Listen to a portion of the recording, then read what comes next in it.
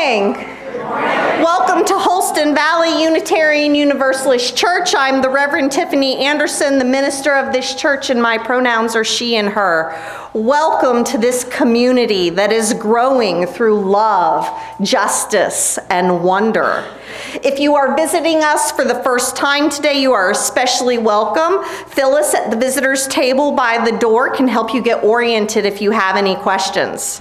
If you have little ones, our greeters can show you the way to the nursery, which is available during the service for children ages 6 and younger. Please be aware, there's an Amber Alert going out right now. I hope everyone's okay. Please be aware that our services are filmed and posted on YouTube. There's a chance that you might be seen in our YouTube videos. If you want to make sure that you are absolutely not on camera, please sit in the perfume-free zone over here or in the section closest to the back table in the library over there. As the wheel of the year spirals us into February, we are starting to look with longing for signs of spring. Especially this winter, right? I have bad news. I heard a report that the groundhog saw his shadow. So I believe that means we are supposed to have 6 more weeks of winter. But you know what? We'll just see how that goes. Maybe this is a time where the skeptics can come through for us and say, nuh-uh. So Groundhog Day has its origins in the Celtic observance of Imbolc, which is presided over by the benevolent figure of Brigid, who was first an Irish goddess and then was later adopted as a saint by the Irish Catholics. Here she's holding the groundhog. This celebration honors the promise of spring at the midpoint between winter solstice and the spring equinox. The word Imbolc literally comes from the Old Irish language that means in the belly. Imbolc is celebrated with festivals when the seeds of spring begin to stir in the rich soil of the earth, and it symbolizes our emergence into new growth. Unitarian Universalism draws from many sources of inspiration, and these Celtic earth-centered practices have impacted the lives of quite a few people within our spiritually diverse congregation. In 2024, 2 of our own even journeyed to Ireland to sit at the wells of the goddess and seek her wisdom and blessing. Today, we invite you to share in that blessing. And we begin with opening hymn 1069 in the Teal hymnal, Ancient Mother. Please rise in body or spirit and join with us to sing together number 1069, Ancient Mother.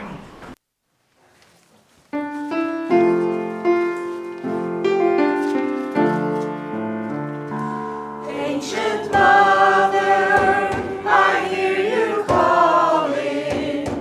Ancient Mother, I hear your song. Ancient Mother, I feel your laughter. Ancient Mother, I taste your tears. Ancient Mother, I hear you calling. Ancient Mother, I hear your song. Ancient Mother, I feel your laughter. Ancient Mother, I taste your tears. Ancient Mother, I hear you calling. Ancient Mother, I hear your song. Ancient Mother, I feel your laughter. Ancient Mother, I taste your tears.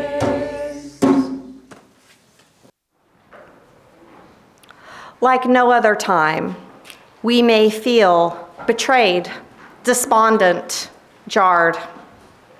Our faith tested to the extreme, exhausted by a fitful deep winter's rest, little time for inner reflection as world events demanded our attention, Fiery anger called forth from the depths, belying the fear that trembled at our core as the world clambered to shift, seemingly a step behind the events beyond our control.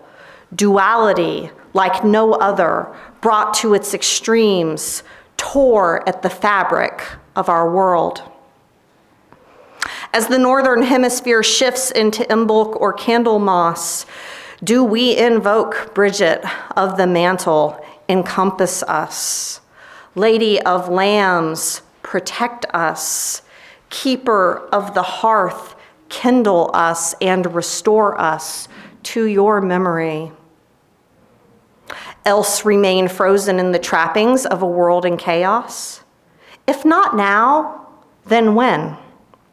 There is no better time than now to feel and release our fears, prepare for growing light, kindle our dreams, reaffirm life and our inner knowing of the rhythms of the natural world, and ask for a blessing from the goddess and saint, Brigid.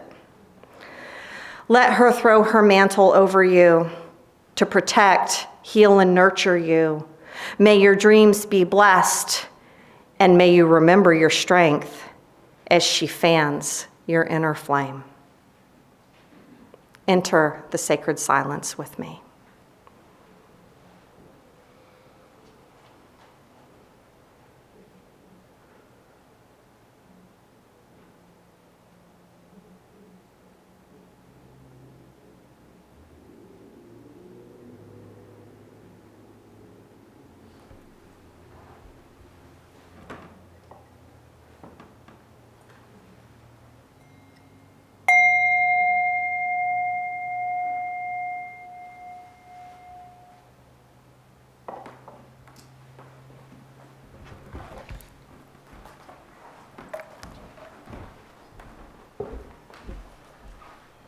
Good morning. Good morning. I'm Linda Good. I am so honored to have been able to co-create this service today with Aaron and Reverend Tiffany. Thank you for your presence here today in this religiously diverse community of seekers. Our practice of lighting the chalice intersects nicely with the celebration of Imbolc, which always includes fire, whether it is a small candle or a large bonfire. And we're going to go off script just a little bit here today because normally, if we can find normally at all, we ask a young person to come up and help Tiffany, Reverend Tiffany, light the candle. But today, and what we do with this young person is we talk about what grade they're in school, and we talk about their hobbies. So today, Reverend Tiffany, in her 16th grade, is going to light the chalice for us, which is a sacred time here at Unitarian Universalism. And her hobbies are spreading her mantle of love and peace throughout the whole Northeast community and beyond, and with a little bit of Dungeons and Dragons in there. Okay. So thank you, Tiffany. Thank you.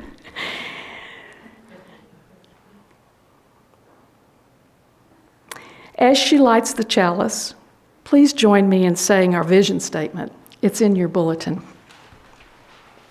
We work together as a church to transform ourselves, our community, and our world by sharing love, pursuing justice, and its wonder.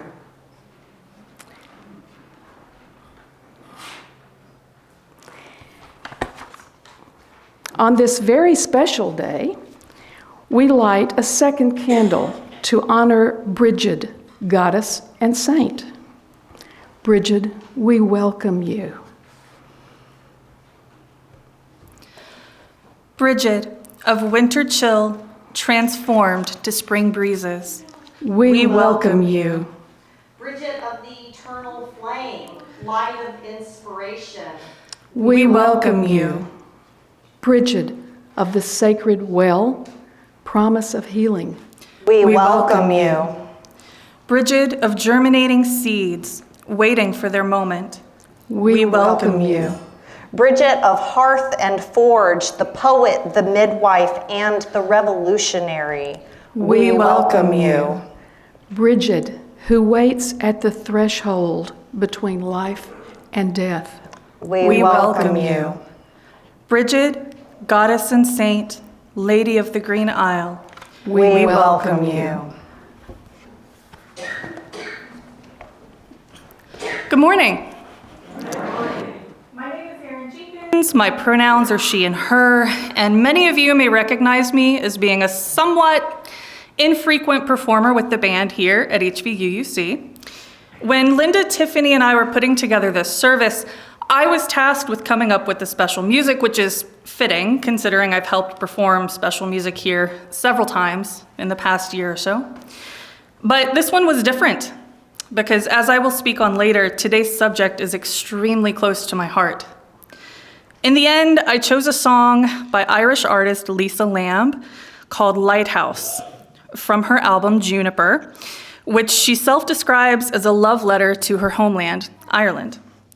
While this song never explicitly mentions Brigid by name, the lyrical content communicates to me the bothness of Brigid, the inspiration and the transformation that she offers, and the call to love.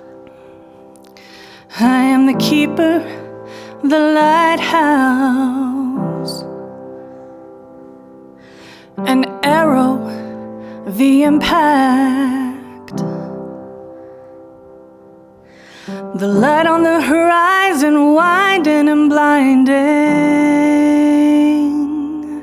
I am the harbor in the night, lights shining. I am the season and the reason and the Seahawks ashore. I am the woman at the station waiting for more. I am the lover in the darkness calling your name. I am the light in the sky, a quiet refrain. The house with the blue gate is waiting. The book with the pages turning. And my heart, it is open and waiting for love to find a way. Love to find a way. Ooh, love to find a way. Love to find a way. I am the hand on your back while you're walking alone. I am the secret you've been holding, a flower that's grown. I am the lover in the night, like a fire that burns. I am the mirror in the hallway in the morning sun. The house with the blue gate is waiting. The book with the pages turning. And my heart, it is open and waiting for love to find a way. Love to find a way. Ooh, love to find a way. Love to find a way. Give me a chance to find my way. Give me the words to make it stay. Give me time to think the day that love found a way.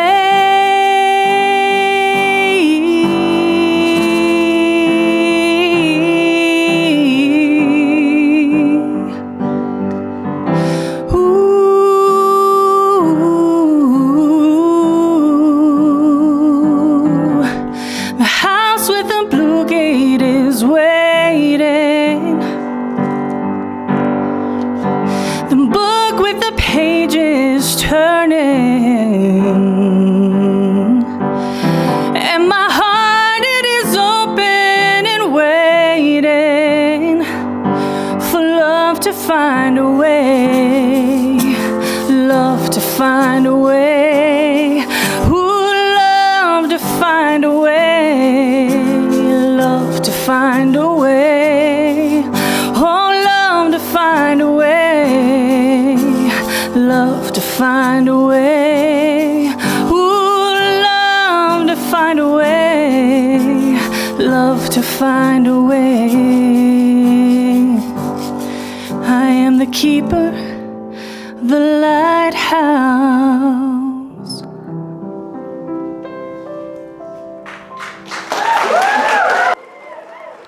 Good morning. It is so good to see all of you today. I have a story for you today about two of my favorite things, magic and justice. Our story begins on the edge of history, where myth and fact bleed into one another, where the wild ways of knowing things are shaped by new creeds and people see in the sacred cycles of nature the hands that spun them into motion. This was a time of worship in moonlit groves and of worship in stone cathedrals, a time where brave souls dared to explore where those two things intersected. And it is hard to be a king in such times. Hard to know who to trust when the world is shifting and power does not always belong to the strongest. Crimthan mac Inai, king of Leinster, could take no chances. Brigid had come to the court of King Crimthan before as a teenager when her father, a chieftain of the hills, tried to give Brigid to the king as a bride. The king saw that that would not be a good match, but gave her a job in the dairy, where the milk and butter seemed to never run out once Brigid came to work there. The same Brigid stood before him now, quiet, uncanny, a cloak drawn close around her small frame, asking for land so that she could build a monastery where she and her sisters could pray and help the hungry. Crimthan stifled a groan. As I told all the others, I have no land to bestow, no laborers to spare, and no gold to give to other gods. You will just have to build your convent elsewhere. She tilted her head. Fiery light from the setting sun stole through the door, overlaying the threadbare cloak she wore with a glowing mantle. And she said, I come to you for more than a place to pray, but for the ability to feed the people of this land. Brigid turned to go, the rays of the sun reaching for her like a groom for his bride, but she drew up, and again she cocked her head, almost as if she could hear something that the king could not. If you have not land for a convent, then will you give me as much land as my cloak can cover? Grant me this, and I will never trouble you again. The king should have known better. He should have laughed at her strange request and sent her away. But he didn't feel like laughing. Instead, he felt goosebumps raise up on his skin, and his stomach felt queasy. Who was this maiden to possess such power? Very well, Brigid, I will give you the land your cloak covers. Long after the holy woman left, Crimthan remained alone in the gathering shadows, wondering what would come from this hasty promise. When she returned, he went out to meet her. Though he told no one of their agreement, somehow the whole kingdom had seemed to find out about it. Everyone, from warriors down to toddling children, gathered at the ridge of Dumcried, where Brigid waited beneath the sheltering branches of an oak tree. The sun had set and the whole land lingered on a threshold, tipping ever so slowly into purple-edged night. A murmur brushed over the crowds as a white-robed figure joined the onlookers. The Druids had come to see the outcome of the king's foolish bargain. There was no getting around it, so Crimthan raised his head and strode toward the waiting woman. Brigid's bright eyes sparkled in a face softened by years and care, and again Crimthan thought of that day many years ago. What if he had married Brigid? Would he be in less trouble than he was now? Or more? Will you keep your promise, she asked. Crimthan nodded. All the land that your cloak covers, good lady. She smiled and removed the meager cloth from her shoulders, shaking it out with a degree of ceremony that set the crowd to laughing. Crimthan flushed. Why had he not just given this woman a parcel of land and been done with it? The laughter died away as all attention centered on Brigid. The king expected a trick, that at any moment she would begin to unravel the threads of her cloak or perhaps shred it into scraps and toss them to the wind. But she didn't do either of these things. Instead, she turned toward the fertile valley that stretched from the wooded slope to the shores on the lake and prayed. The trees will provide woods and berries, the lake, water and fish, and the land crops to feed hungry souls. Crimthan blinked. He swallowed. His mouth felt suddenly dry. He looked from Brigid to the valley and then back at Brigid again. What? She clenched the folds of her cloak, smiled at him, and said in a calm, certain voice, so that you will see. Then she flung her cloak into the air. For an instant, the scrap of ordinary fabric floated before the king's face, and then the cloth began to stretch and stretch, growing thin and fine as a babe's blanket. It grew and grew, unfurling above them like folds of a great tent. Brigid clung to one corner as the miraculously expanding cloak drifted upward and outward, increasing in every direction. The wind caught it like a sail, sending it billowing up into the dome of the night sky. The mantle was now transparent and shimmery as a dragonfly's wing.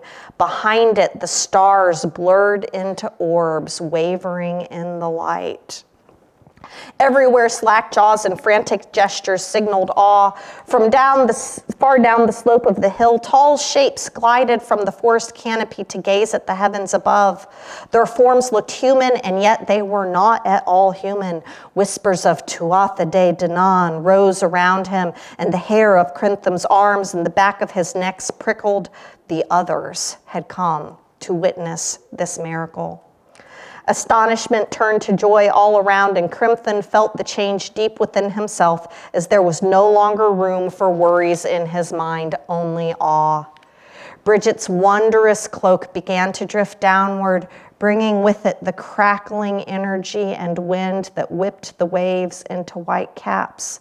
The people stilled as the mantle drew nearer and nearer, all eyes watching the slow descent. Just before the gossamer cloth reached his head, Crimthan closed his eyes, and it settled on him, feather light at first, and then with the weight of a fine robe.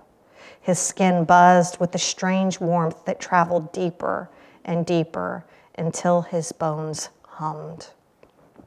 In time, he opened his eyes to find Brigid's cloak had vanished, and the world was as it was before. Well, almost. If he concentrated, he could still feel the whisper soft touch of the mantle against his skin. The people made their way back to the village, to their homes and hearths, and many to the inns and taverns. Brigid stood, holding a glowing candle he did not remember her having before. He opened his mouth to ask where the flame had come from, but she spoke first. We will begin work on the convent tomorrow. Crimthan nodded. You will have everything you need, Sister Brigid. Indeed I will, she replied. Now come, I will buy you a pint. You have seen much this evening. The king's smile was short-lived. Good lady, I'm afraid we have a shortage of beer in this village. The light from Brigid's flame twinkled in her eyes. Not to worry, King Crimthan. Wait till you see what I can do with a cup of water. So what do you guys think? Why did Brigid go through all this trouble of getting land from the king? Do you remember why? Why she came to the king with this bargain? Does anyone want to help us out? Why did this whole mess get started? to feed the people. Isn't that cool? Isn't it cool that you guys are doing the exact same thing here, but just in a different way? I think that's really awesome. Now, do you think that a cloak could really stretch to expand and cover a whole valley? What do you guys think? I'm seeing some heads shaking no. I must admit that I am skeptical about the cloak thing too. It's not something that I have seen happen in real life at the very least. But I'll tell you what I'm not skeptical about. I think that Brigid was doing her best to help the people who needed it. And that sometimes when we try to do the right thing, it can go even better than we had ever imagined. So, thank you for listening to my story, and you all can go back to your seats. Can't you just see that cloak just floating out across the valleys of Northeast Tennessee? And that's what we do here. We spread out our love and our service. Imbolc, the feast day of the ancient Celtic goddess Brigid, is on February 1st, midpoint exactly between the winter solstice and the vernal equinox. So we celebrate Brigid, Celtic goddess of the fire and of the forge and of the hearth in early Celtic homes. Goddess of thresholds, goddess of poets, goddess of healing, goddess of illumination, and of the purification of well water. So many are her attributes that in today's terms we would probably call her a super goddess. Legend holds it that her people, the Tuatha De Danann, came to Ireland in a mist, just sort of like the mist I saw over Buffalo Mountain in Johnson City yesterday morning. It reminded me of that mist. They saw their goddesses not as abstractions or fictions, but as a real part, essential and inseparable aspect of their daily lives. They were a people who held no separation between their inner worlds and their outer worlds. And the natural world was an inextricable part of their every moment and of their life. Their spirituality was tied to the land. In fact, when the ancient kings were crowned, they didn't have a coronation. They had a marriage ceremony with the goddess of the land. And in the face of defeat, her people, the Tuatha De Danann, retreated. Instead of dying off, they retreated into underneath the ground. And some say, hence, the fairies, right? This was the world of the goddess Brigid until the spread of Christianity's influence came and made her worship a little less primordial. In commemoration of Brigid, Imbolc is celebrated with fire, which, among other things, symbolizes the warmth of spring's rebirthing. This fire that you see there is part of my journey that I made to Ireland in 2024 that Reverend Tiffany mentioned. Although ancient texts tell of Brigid as a goddess, Christian influences reformed her as the human Saint Brigid, mother of the Irish Church. Saint Brigid was actually born on February the 1st at dawn in the year 452 of the Common Era. She was delivered on the threshold of their house in Leinster to a woman enslaved by a pagan chieftain who was Brigid's father. As she grew, she embodied the traits of the pagan goddess, and her entire life reflected the tension at the threshold of the new Christian era. The Christian Saint Brigid was responsible, as Reverend Tiffany said in her story, for converting the temple of the pagan goddess and the land into a monastery, into a covenant at Kildare, where her female monastic community holds still today a perpetual fire. Today, by the way, it is the only home of the only female bishop in the Catholic Church of Ireland. And while Christianity changed much of the pagan influence, it has continued to focus on Brigid. In fact, in 2023, what we would call their parliament or Congress declared this weekend a national holiday. So they're over there having bonfires and drinking pints and having all kinds of fun at this very moment. So we have St. Patrick, who brings the divine masculine, and we have St. Brigid, who brings the divine feminine as a balance into that life. Both the goddess and the saint were known for water and the purification of water. A 19th century survey said that there were over 3,000 wells in Ireland. And as we know, as far as we know, 15 of them at least are dedicated to Brigid. The wells of pure crystalline water that percolate up through the subterranean earth where the Tuatha now live. They're known for their healing properties. So lots of times there are pilgrimages that are made to those wells, which is one of the things I did last year. This is a picture of Brigid's Well at Kildare that I visited. And if you see around the well, there are pieces of cloth on trees there.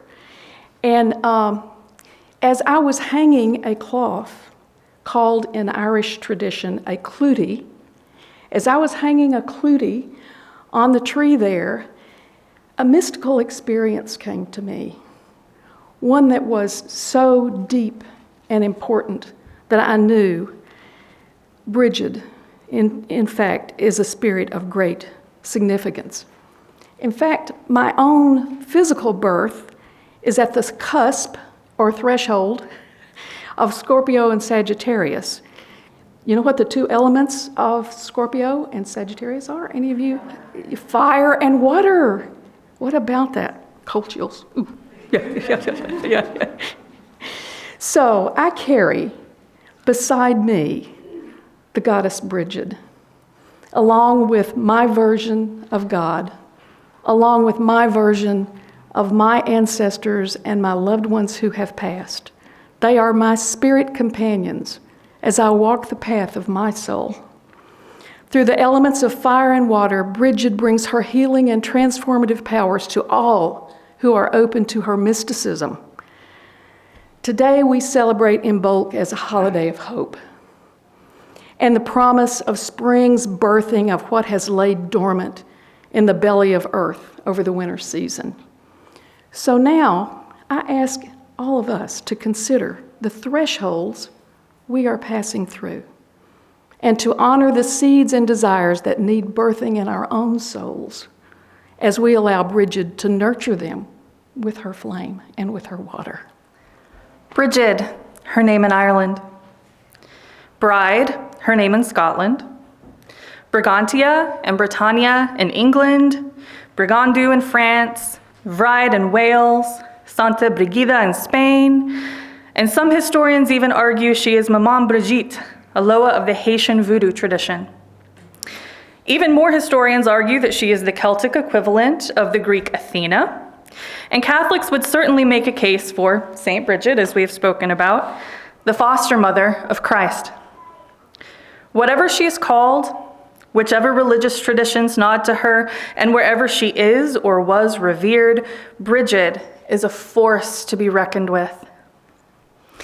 How I personally came to pagan spirituality and how I came to know this goddess is a mystical woo-woo story that would make some of you roll your eyes and others of you question things, and it's a tale best left to personal conversations, which I'll be available at coffee hour if you have those questions.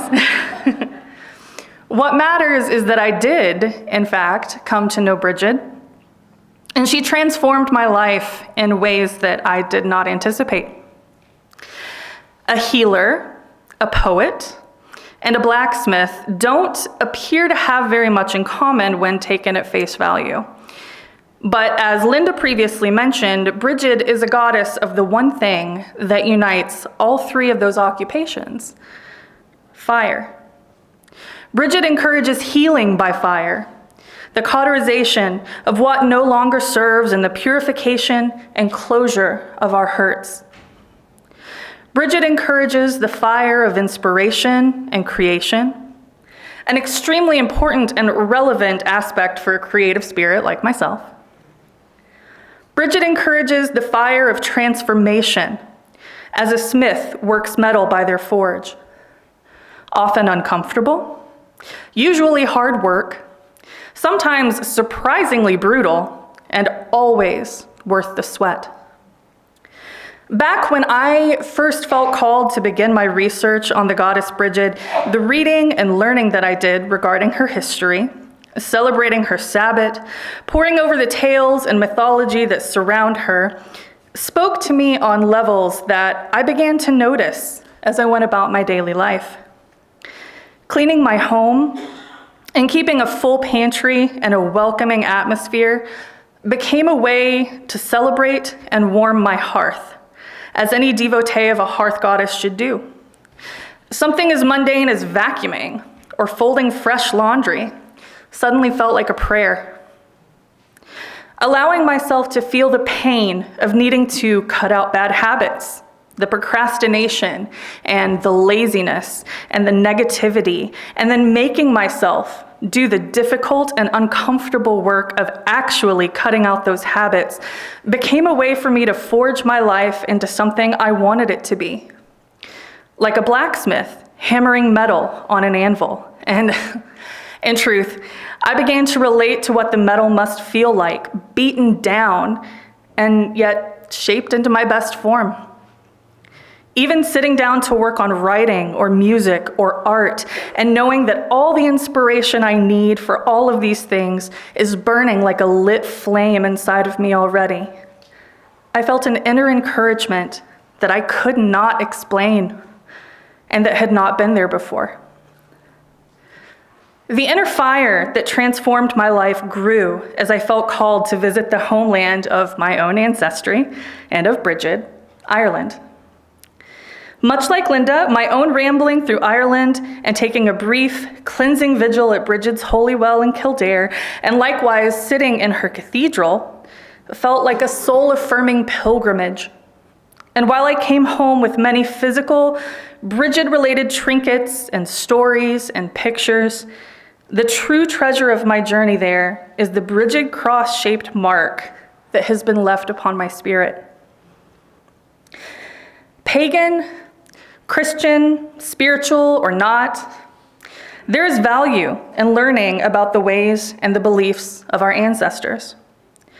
Whether or not I am spiritually linked to an otherworldly entity or simply operating on a heavy dose of placebo effect, I really don't care. I can't say that in this modern world, with our conveniences and our advanced science and our constant deluge of information, that I believe everything my Celtic forebears believed in or did is relevant to me or would improve my life. But I can say, as I wake up every morning and light the perpetual Brigid candle in the heart of my home, they certainly got some things right.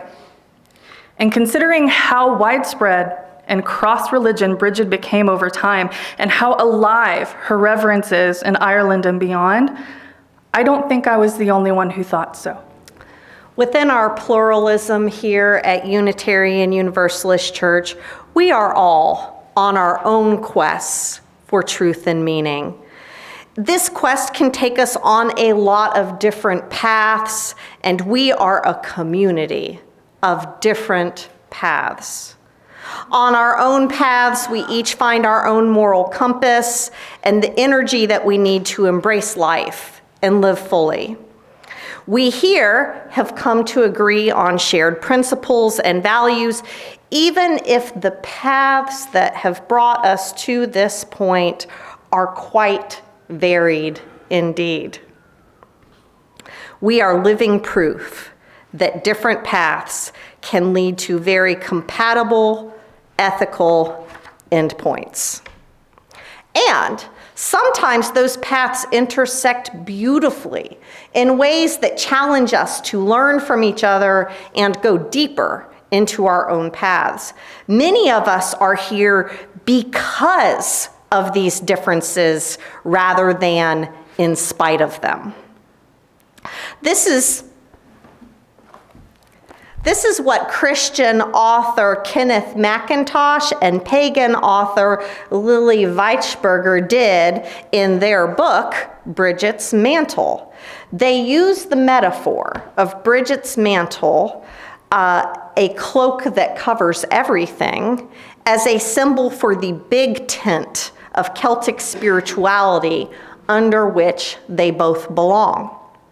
They say, a mantle is not rigid. It's not a box that keeps some things in and others out. Instead, its cloth is wide, sheltering, and inclusive. Wide, sheltering, and inclusive. I think that's us too.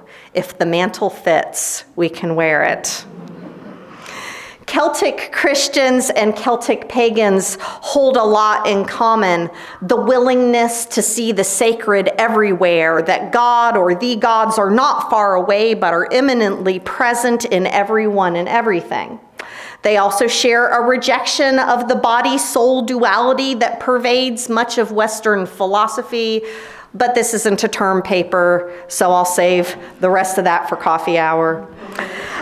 They also share a sense of strong connection to the earth and the cycles of nature, and they really, really love the number 3. So many of these ideas carry over to Appalachian spirituality, where so many Celtic immigrants settled.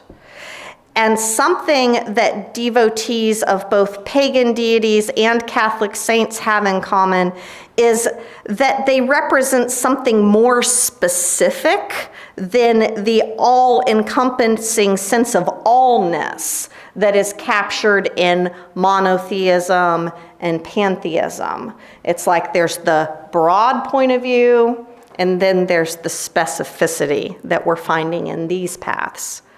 Whether it be through goddess or saint, archetype, or thought form, the symbols and stories of religious traditions give us specific reference points to lean on for energy, inspiration, strength, purpose, and healing. And it seems to me that the specific areas that the figure of Brigid touches are places where we could use a little fire.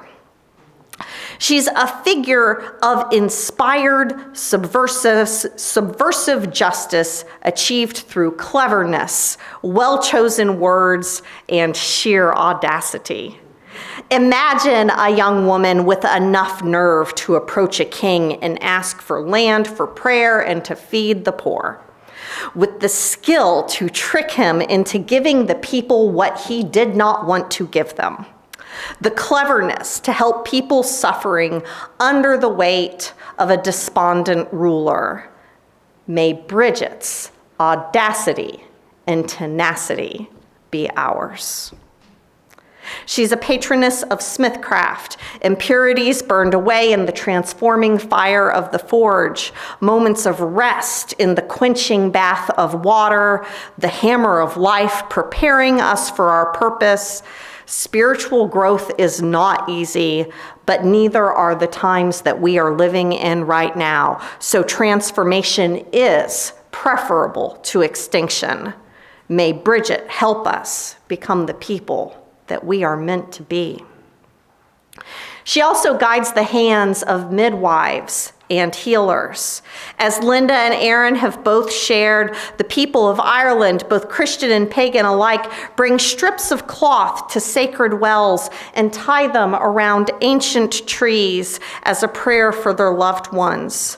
This world is messy. This world hurts. Sometimes we are harmed and need healing. Sometimes we do harm in spite of our best of intentions. Healing is deeply needed in this world. This personality, this symbol of Brigid, offers so much of what I need right now. As much as I'm tempted to follow the groundhog's example and just keep hiding and waiting, poking my head out of the ground every once in a while to see if it's safe yet, I've also got this figure of Brigid showing me that we can audaciously ask for justice, courageously seek out transformation, and each do our parts for the healing of this world. And that healing piece leads to our practice for the day. As we mirror the Clutie tree practices that Linda and Aaron engaged in during their trips to Ireland. Every week, we reaffirm the interconnectedness of our community and the level of care that we aspire to in the sharing of our joys and sorrows. Usually, it is in the lighting of candles. This week, it is in the tying of fabric to a tree in connection with the indigenous Celtic practices of Ireland. If you'd like to share a joy or a sorrow in person, please use these cards that are located on the back table. And if you'd like to share a joy or a concern from a distance, please email me at minister@hvuuc.org. A candle of joy from Dion. Grateful I sold my car in record time. A candle of joy from Rosemary. Absolute joy and gratitude to those who remade our tech areas to look beautiful and professional. Don Shockley took the time to make a custom station for video, sound, and tech. It's gorgeous. Liz, James, Alessia, and Don spent all day yesterday reworking the electricity and the cables and a little more time on it this morning. This has been a true team effort and a dream realized. Y'all, it looks great, and it was a lot of hard work. Thank you.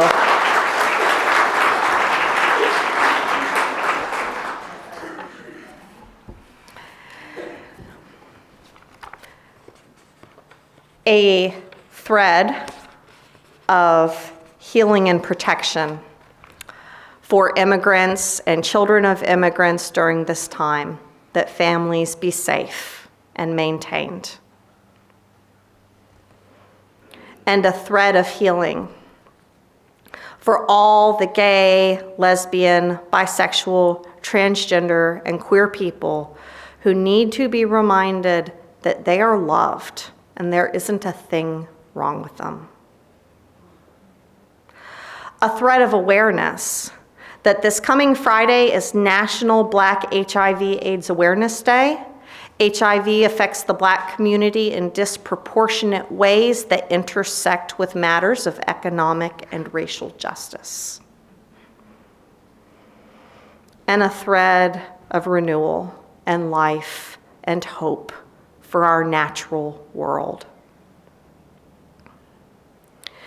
If you wish to tie a piece of fabric for a joy or a sorrow, or for someone in particular that you want to send healing energies to, come up to this table when you are ready and tie the fabric to the tree. If you wish for us to tie a piece of fabric for you, please raise your hand and I will acknowledge you, and we will do it for you at the end. And when our candle lighting is done, we will lift our voices together with hymn number 1009, Meditation on Breathing. And our community is so much larger than just those who are in the building this morning. And so we tie a piece of fabric to hold space for those who are not physically present with us, but are ever in our hearts.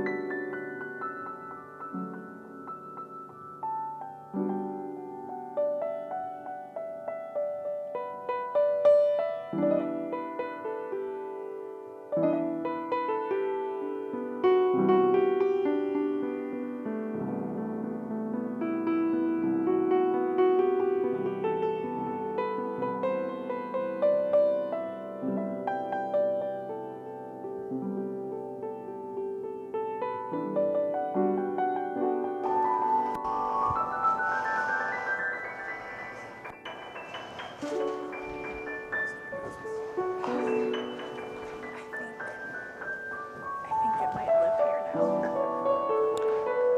think that's beautiful if you're willing. It is so pretty.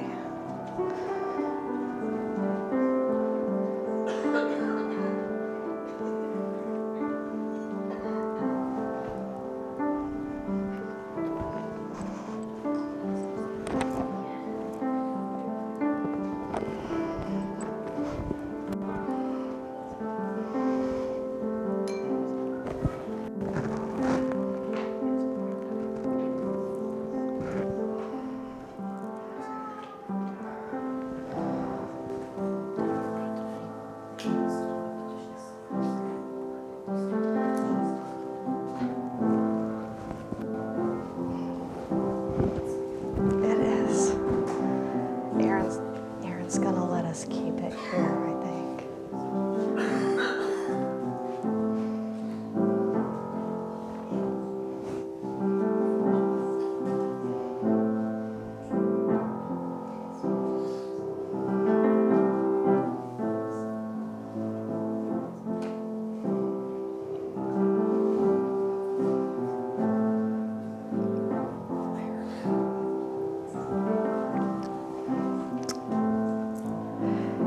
And we tie a final piece for all that remains unspoken in our hearts and minds.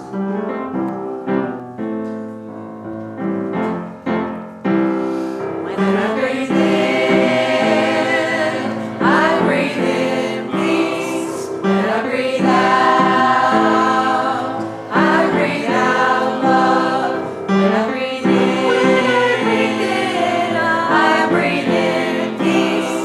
When I breathe out, I breathe out love. When I breathe in, I breathe in peace. When I breathe out, I breathe out love. When I breathe in, I breathe in peace. When I breathe out, I breathe out love.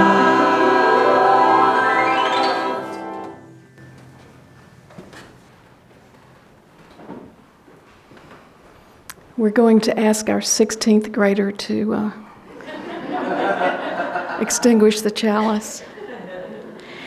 We extinguish the chalice with this prayer.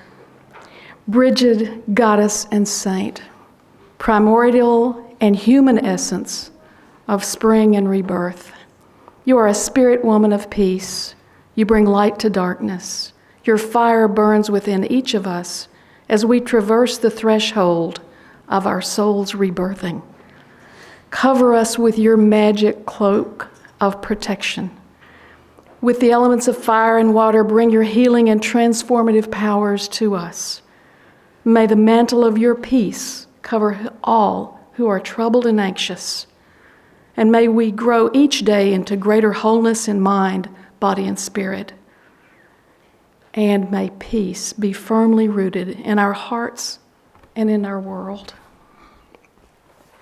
Thank you for being with us today. There are really so many paths to liberation, and we're glad that you could explore these unique practices with us today. This month's lineup of services is such a great example of how many different paths we follow here. Next Sunday, George Cross will be wrestling with the Adam and Eve story from the Bible, most likely from a skeptical point of view. The Sunday after that, I'm drawing inspiration from a modern source, the phenomenon of the silent disco, and telling us what that has to do with church. And the Sunday after that, Bob Warner is telling us a Buddhist wisdom story. And it is really inspiring to me to be part of such a diverse community. We'd love it if you would stay for coffee hour and ask Erin questions about her personal spiritual experiences. And next week, we feast. The weather messed up our potluck plans for last month, so this month we are really, really ready for potluck. It's next Sunday. Bring a dish to share if you can. It'll be a good time. This Friday night is Women's Night. All who identify as women are welcome. If you are intrigued by our stories about Brigid and the holiday of Imbolc, you might be especially interested in the Imbolc ritual held by the Covenant of Unitarian Universalist Pagans group that is meeting this Saturday night. And if you've been part of this church for 20 years or more, you may be interested in helping us with a photo archiving event this Saturday. More information about all three of these events can be found on the back of your bulletin. And if you're interested in joining this church, or if you just want to learn more about Unitarian Universalism, who are these weirdos who do all these different things and find meaning from all of them, we will be having our two-path part to membership class on March 9th and March 16th. Go ahead and mark your calendar now for this opportunity because we only offer this class twice a year. Our closing hymn is number 203, All Creatures of the Earth and Sky, in the thicker gray hymnal. This hymn, with words written by St. Francis of Assisi, is another great overlapping of Christianity and earth-centered spirituality. This is All creatures of the earth and sky, come kindreds if your voices cry. Hallelujah, hallelujah, bright burning sun with golden beam, soft shining moon with silver gleam. Hallelujah, hallelujah, hallelujah, hallelujah, hallelujah. Swift rushing winds of wild strong, white clouds that sail in heaven long. Hallelujah, hallelujah, fair rising morn in praise rejoice. My stars of evening find a voice. Hallelujah, hallelujah, hallelujah, hallelujah, hallelujah. Clouds flowing water pure and clear, make music for all life to hear. Hallelujah, hallelujah, heaven's flame of fire so strong and bright, and bless us with your warmth and light. Hallelujah, hallelujah, hallelujah, hallelujah, hallelujah.